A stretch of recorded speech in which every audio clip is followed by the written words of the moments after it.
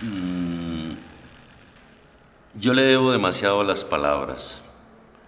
Le debo geografías, le debo abrazos, le debo ternuras, le debo recriminaciones, le debo ausentismos, le debo devociones. Cuando las palabras empezaron a ser amigas mías, entonces descubrí que yo no estaba solo en el mundo, que me acompañaban las palabras. Porque los seres humanos son fugaces, siempre llegan y se van. Algunas veces se los lleva la muerte, pero generalmente se los lleva el olvido, que es peor que la muerte física.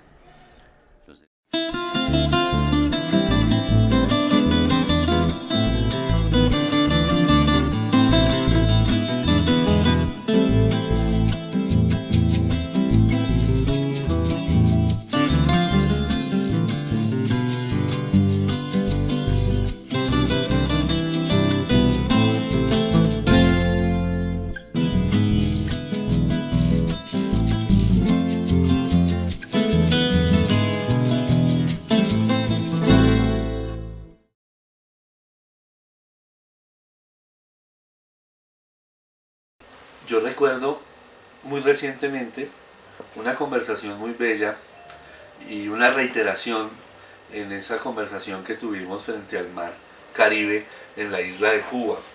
Yo creo que tanto para mí como para Fernando, Cuba representa una serie de emociones, de sensaciones, de expectativas, de necesidades existenciales muy profundas que solo podría resumir la fuerza y la inmensidad del mar.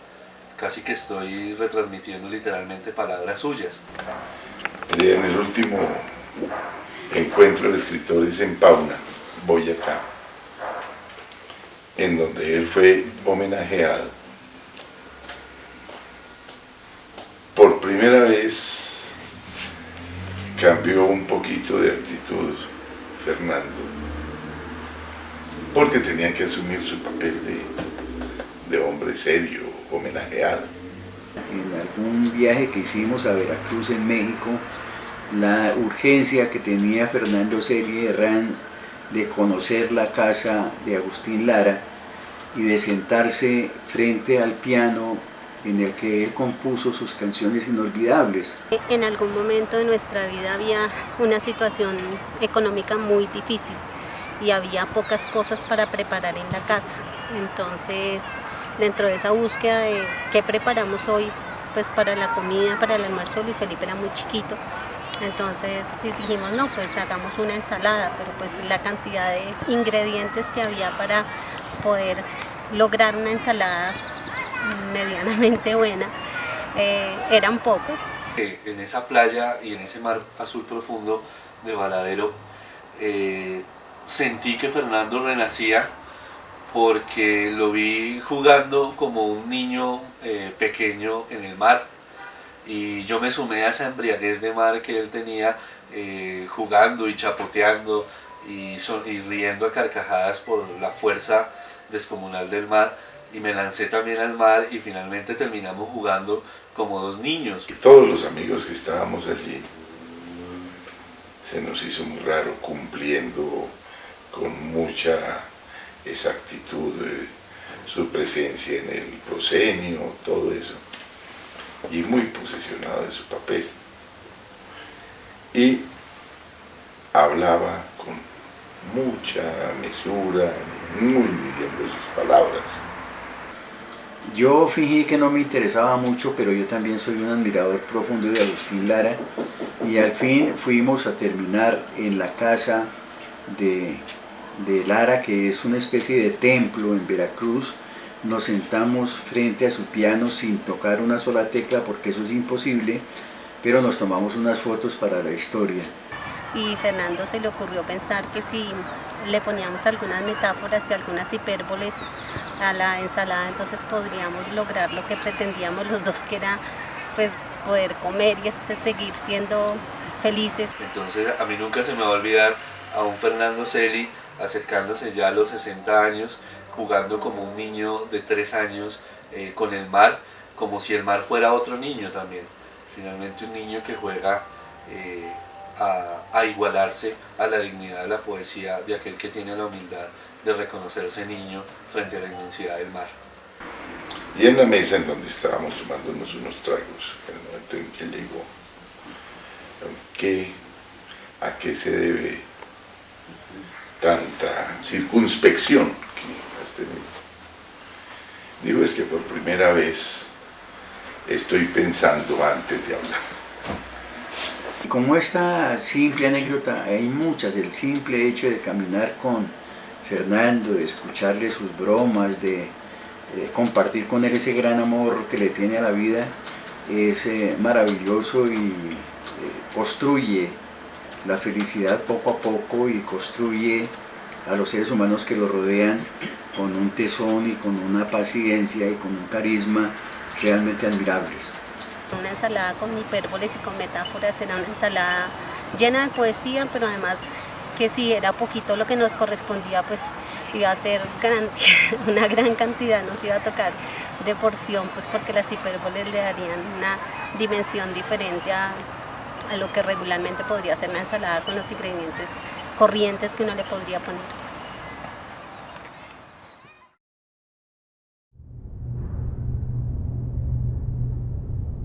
Nada es ajeno al poeta, ni la gota que descansa adormecida sobre el pétalo de la rosa, ni el suspiro del tiempo detenido en las horas, ni el hechizo que conmueve su espíritu cuando la noche se posesiona de sus pasiones escondidas, ni su caminar incierto en medio de la jungla humana, ni los muros que aprisionan sus sueños en las grandes ciudades extendidas con su poder metálico, ni su tormento frente al caos producido por la devastación a que el hombre somete a su planeta, repercutiendo en dolor impotente para su alma. Desde un principio hice el compromiso de procurar ser voz de quienes no la tienen. La poesía tiene el arrobamiento, tiene el esplendor de la contemplación, y a veces por esa misma hermosa contemplación nos olvidamos mirar al hombre, ese hombre que en el planeta hace que la vida sea grata, pero que sabe que la vida es en extremo difícil.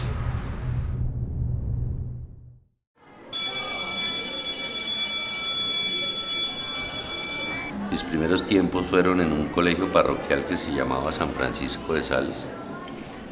Mi segunda etapa en el Colegio Nuevo Gimnasio y la tercera etapa en la Universidad Libre de Colombia en la Facultad de Derecho y en el Colegio de la Enseñanza Compañía de María de Bogotá. Ser maestro permite estar siempre acompañado de la juventud, de la niñez y de la juventud. Uno se va envejeciendo, pero al lado de los que están renovándose, de los que acaban de nacer, de los que están llenos de sueños, de hormonas, de energías, de proyectos. Entonces, ser maestro es una forma bella de envejecer porque se nota físicamente, pero interiormente seguimos siendo muy niños y muy jóvenes. Ser maestro también ha sido una experiencia muy enriquecedora. Puede ser ingrata por ratos, en el sentido de que aparentemente a veces se está arando en el viento y sembrando en el mar, pero finalmente no es así.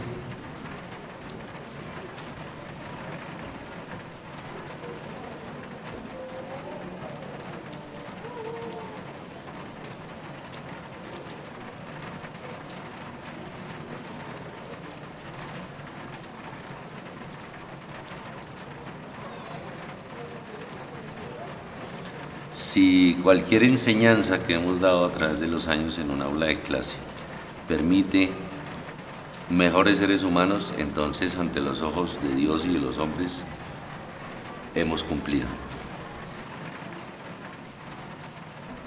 Conocí un Fernando profundamente formador, no solamente un profesor especializado en su área del español y la literatura, sino un formador de personas, con una gran calidad humana, una gran responsabilidad, un humanismo, un corazón grande lleno de sentimientos, interesado más por la persona que por su calificación, sino realmente el proceso de crecimiento de sus alumnos. El siguiente sábado me llegó una pareja con un niño. Es que la sesión pasada no lo pudimos traer. Y es que este niño escribe poesía. Y ya en unos libros empastados rústicamente ahí. Entonces el papá del niño me dijo, no, mire, es que él ha escrito estos libros, eran como 3 o 4 libros. Entonces me pareció eso como un poquito prefabricado. Y pues, el niño poeta, pues que tendríamos 12 años más o menos. ¿Será que el niño sí escribió esos libros? Yo le dije, pues bueno, déjeme el niño. Y pues déjeme los libros, yo les doy una miradita y tal. Y bueno, yo me llevé los libros para la casa. Había cosas muy buenas, pues para que las hubiera escrito un niño de esa edad, pues. Pero ya en la tercera sesión me había dado cuenta que ese niño no era cualquier niño. Yo le propuse a Alfredo, al papá, y a Miriam, la mamá, que me permitieran proponer en el grupo, que era una cosa rara, que el niño perteneciera al grupo poético. Él me llama su maestro. Yo lo respeto mucho como poeta y como abogado. De tal manera que me siento honrado cuando él dice eso. Ese niño era Fernando Vargas Valencia.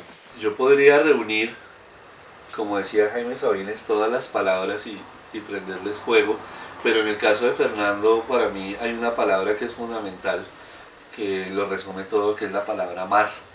Y entonces reunir todas las palabras que él ha dicho sobre el mar no merecen el fuego, sino todo el agua del mundo. Y yo creo que frente al mar de Varadero, en Cuba, tuve una especie de epifanía. Primero reiteré que él es un maestro no solamente desde el punto de vista estilístico de la poesía, sino desde el punto de vista existencial.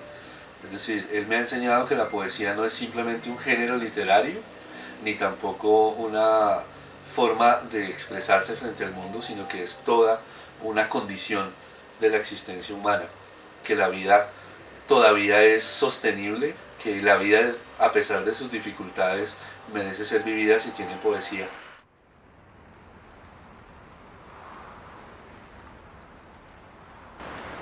Definitivamente hay que utilizar una frase de cajón, en el sentido de que el ser humano da de lo que tiene. Yo he sido un hombre afortunado que ha recibido mucho amor desde el principio.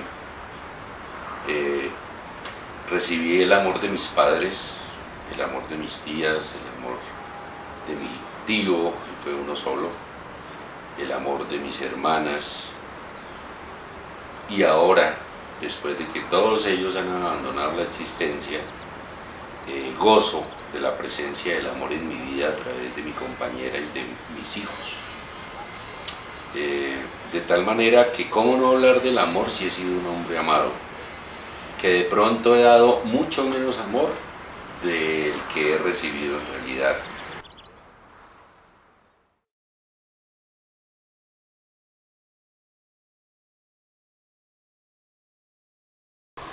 Durante muchos años en tertulias y reuniones tuve la oportunidad de cantarle a mis amigos algo que yo considero una prolongación de mi poesía. Y les cantaba algunos aires colombianos que son de mi autoría, tanto en la letra como en la música, y que muchos años después, hacia el 2010, se consolidó en un proyecto muy hermoso que culminó con la publicación, con la presentación de un disco que se llama Cantos a mi Colombia Nueva.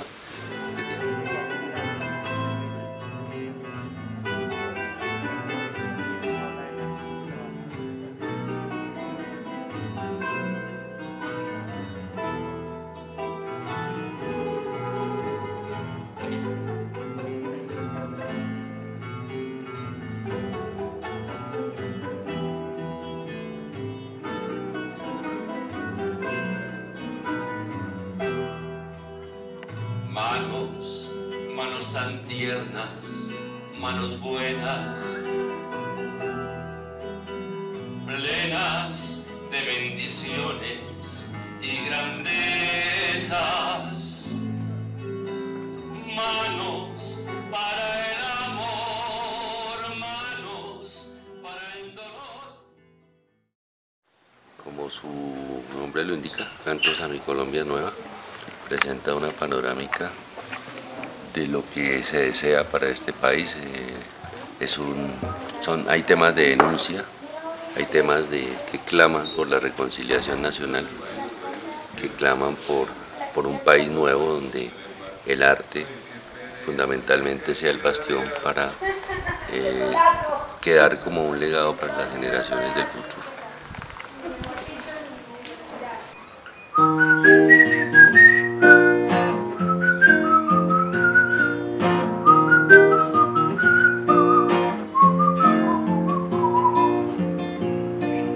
Viene el niño campesino con su padre para el pueblo.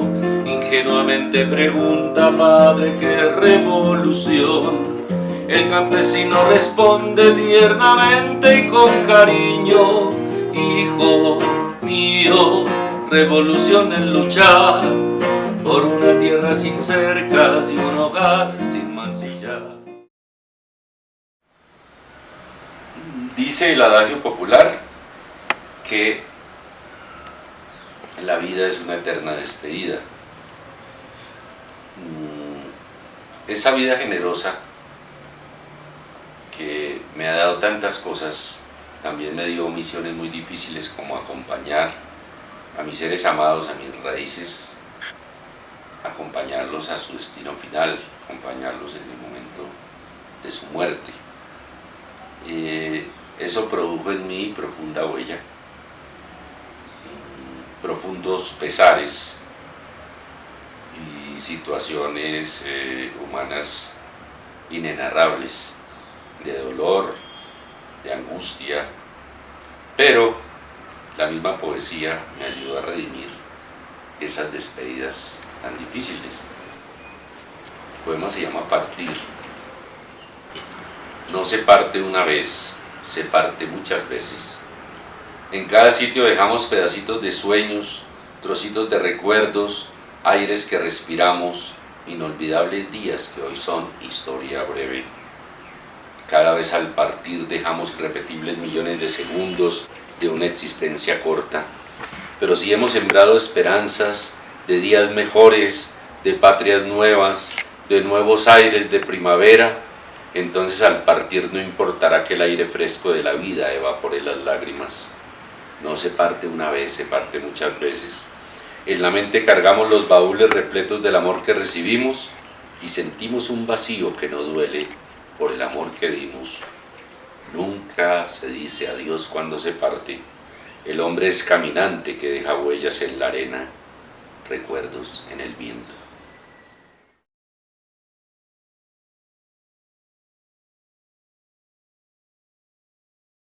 Existe lo que ha escrito, existe el hecho de ser una persona conocida en las letras, no solamente en Bogotá, siendo él un cachaco en vía de extinción, como se dice ya, porque esos no se repiten. Es un hombre que ha escrito una poesía interesante, que su obra está siendo leída, e indiscutiblemente eso tiene que marcar un hito dentro de la historia de la literatura nuestra, de la poesía. Es un escritor de todos los días, es un seleccionador de temas, produciendo y ocurriendo el milagro de los descubrimientos a través de las palabras, que es realmente la esencia de su oficio. Fernando indudablemente es un entusiasta del arte, de la literatura, y la ha entendido absolutamente orquestada con sus circunstancias de profesor, de padre de familia, de hijo de familia, de amoroso cultor de la visión de la naturaleza en todas sus dimensiones, y podría decir que esa circunstancia es la que constituye y determina las estructuras fundamentales de su poemática. Yo pienso que fundamentalmente lo que él aporta, y siempre lo ha hecho, es frescura.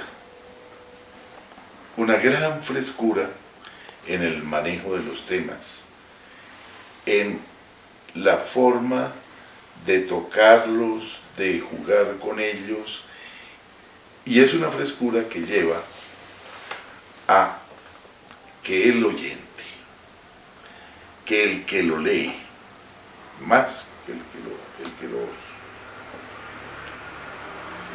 entienda que la literatura, que la cultura no es un Foucault, no es un ogro, sino que es una cosa basada, fundada en la cotidianeidad y que se puede manejar en esa perspectiva para todo público.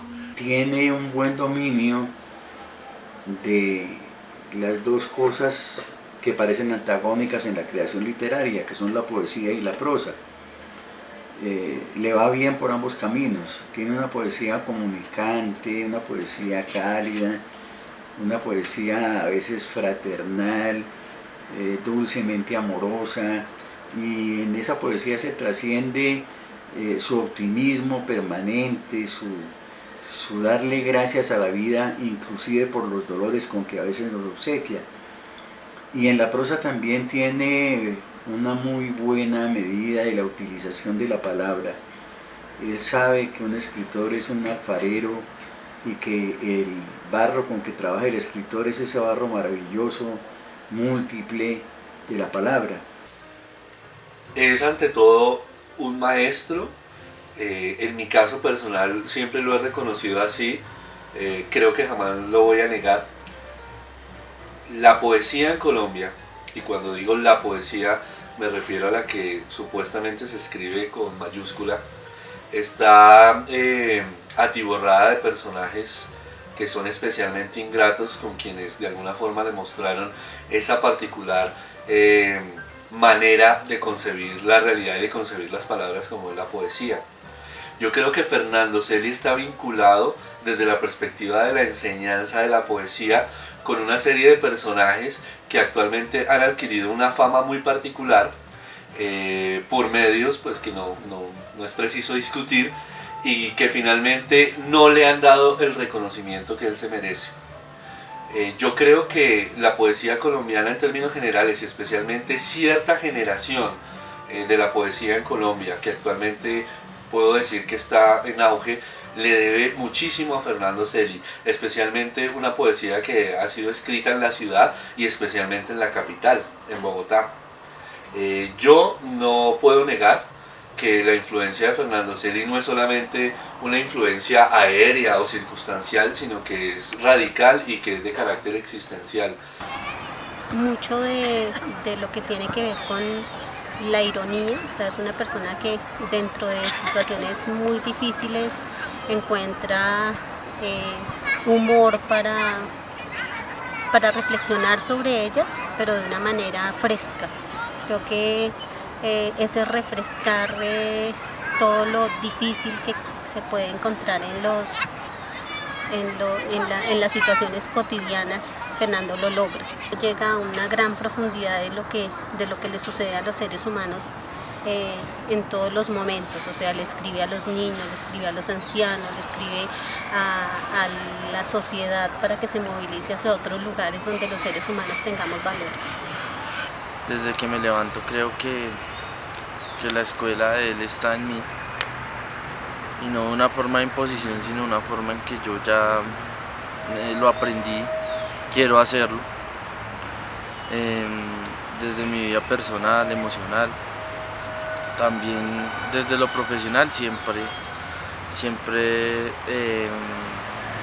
el ver a las personas como sujetos con potencialidades y no ver sujetos con necesidades, en cómo fortalecer la vida de las personas, así eso sea un pequeño grano de arena para lograr cambiar el mundo. La poesía para mí era un hobby, era una cosa ahí. Cuando sentía la necesidad, pues escribía. Pero de ahí en pensar que la poesía iba a ser algo serio en mi vida, o la literatura, no, para nada. Había poemas para sus parejas anteriores, para su familia, para todo lo que él tenía estaba dentro de una bolsa. Entonces yo tomé todos esos textos y los leí. Y había cosas, pues claro, muy tradicionales, muy de otro contexto diferente a lo que yo pensaba que podría ser la poesía. Yo le dije, pues uno con eso tiene que hacer algo, o lo bota o lo guarda, definitivamente pues como para el futuro, para que algún día alguien lo encuentre y diga, pues esta persona escribía, o tiene que hacer algo.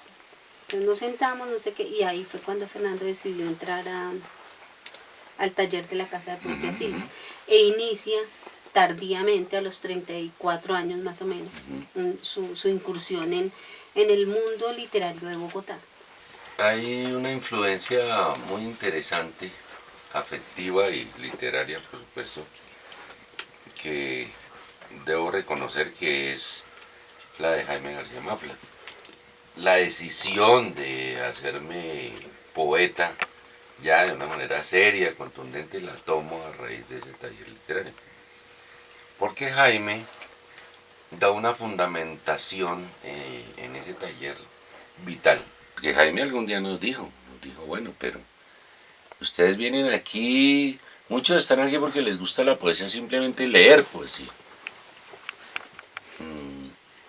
Muchos están aquí porque tienen nada más que hacer, muchos están aquí porque quieren ser escritores y recibir reconocimientos y recibir aplausos. Pero es que la gente que debe estar aquí es la gente que entiende que tiene que asumir la poesía como una forma de vida. Y es que la poesía se vive, la poesía se vive a diario, se vive a cada instante, se vive en el trabajo, se vive manejando, se vive, es decir, se convierte en una línea. Y uno siente el momento en que la poesía le abraza la vida a uno.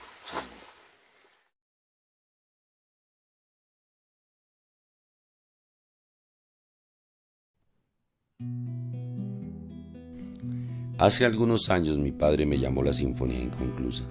No lo hizo por ofenderme, sino porque comenzaba a escudriñar con sus ojos profundos los secretos de mi alma. Entonces, dulce y lentamente, se fue haciendo amigo de mis desordenados compases. Respetuosamente asistió a mis incomprensibles ritos vivenciales, presenciando, no sin extrañeza, mi aversión por los cartones que demostraran la sapiencia de mi cerebro. Después, y en el transcurso de los años, ha soportado con paciencia de sabio el verme sometido a los rigores propios de acudir a los prestamistas. Poco ha podido disuadirme, puesto que él ha sido el principal de ellos. Me ha prestado su sangre para que la prolongue por el cosmos, me ha prestado su nombre para salvar el mío, me ha prestado su honestidad para soportar el juicio de quienes se incomodan porque no atesoro riquezas, sino sueños esparcidos en versos. A Fernando Celi no se le define con palabras, se le define con un abrazo. Natalie era una pequeña niña rubia que se caracterizaba por ser una excelente amiga. Natalie nunca hizo una promesa que no se pudiera cumplir. Por ejemplo, alguna vez encontró a su osito de peluche, el oso Nunis, lo encontró llorando en su habitación y le preguntó ¿por qué lloras? Y el osito le dijo, porque cuando tú te vas para el colegio yo quedo sola y hasta que tú no vuelves no tengo ninguna compañía y eso me hace sentir muy triste.